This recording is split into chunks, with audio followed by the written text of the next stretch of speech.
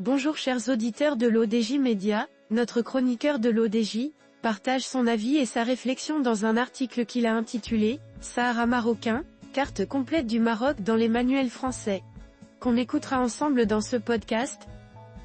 Notre chroniqueur ouvre sa réflexion de la manière suivante.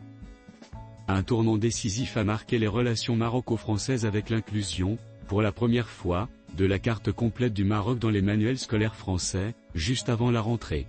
Cette évolution marque la fin d'une longue période de controverse où la représentation tronquée du royaume, excluant le Sahara, suscitait des critiques et nourrissait les tensions diplomatiques. Désormais, les élèves français découvriront un Maroc s'étendant de Tanger à la Gouira, reflétant ainsi une reconnaissance implicite du royaume dans sa totalité. Ce changement intervient dans un contexte de redéfinition des politiques françaises en Afrique du Nord, où les questions de souveraineté territoriale restent sensibles.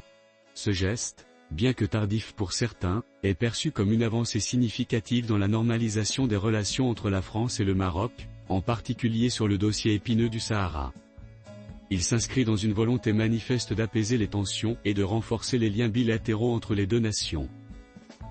L'auteur termine son article en ces termes.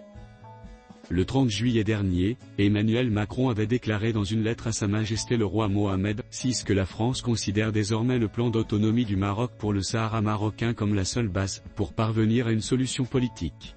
Pour le Maroc, c'est une victoire diplomatique importante, qui renforce sa position sur la scène internationale et confirme la légitimité de ses revendications territoriales. Merci d'avoir écouté ce podcast de l'ODJ Média, notre bouquet de supports numériques, portail, magazine mensuel connecté, web radio R212 dédié à la diaspora marocaine et web TV. N'oubliez pas de vous inscrire sur notre newsletter quotidienne à partir du portail l'odj.ma. Alors, on se dit au prochain podcast de nos chroniqueurs de l'ODJ, et à très bientôt.